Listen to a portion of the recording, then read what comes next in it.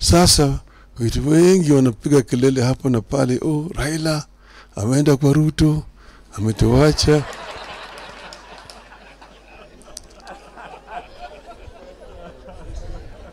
Mimi sijaenda kwa Ruto. Ruto nimekuja kwangu. Mimi nimesema mimi nibaki, msimamo yangu haijabadilika. Kitu muhimu zaidi mpaka zalime mpaka sasa mimi ninakuwa napigania haki ya Wakenya yote. Uliona mwaka ile ingine sisi tulitoka yote, tulikuwa kwa barabara tukipigania Wakenya, kusema gharama ya maisha imepanda, tukasema fungulieni sava, tukasema mambo ya ufisadi imezidi, tukasema mambo ya ukabila imezidi. Tulisema haya yote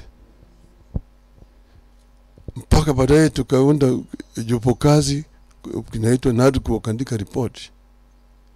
Jamaa walikuwa na sheta, baadaye mwaka jana vijana wakajitokeza, Gen Z wakaingia kwa barabara, wakapiga chafua sana tena, wakapiga na hao watu, wakatuma polisi kwenda kupiga watoto na kuua watoto, wengi waliuawa.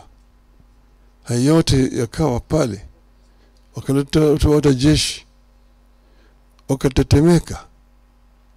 Baadaye sasa wakalazimishwa kuvunja serikali na kusema watashauriana kuunda serikali mpya.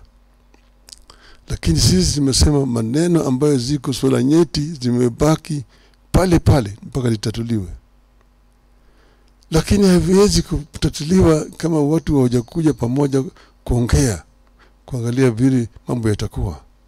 Ndio sababu hao jamaa wakikuwa wameshikwa na baridi na wamekuja upande yetu, mimi nikasema tufanye mambo marekebisho haya yote. Mnaona yale tumeandika maneno 10 yote ni yale tumekuwa tunadai, na wakasema watatimiza.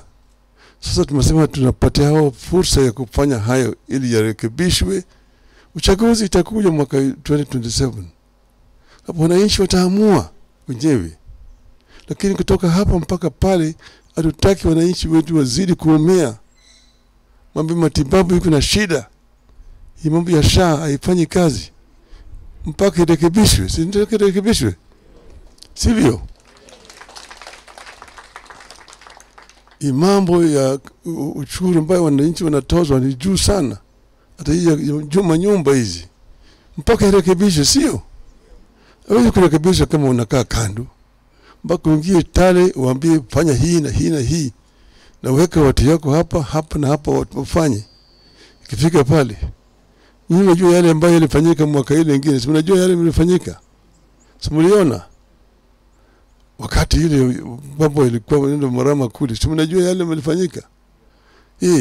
Kwa sisi sasa hatuwezi kukaa tu kando namna hii ili nchi iende kazame, mpaka tufanye kazi tuone kama tunaweza kuyarekebisha. Wakati kifika 2027, Wakenya wataamua ni nani wanataka kuongoza, sivyo?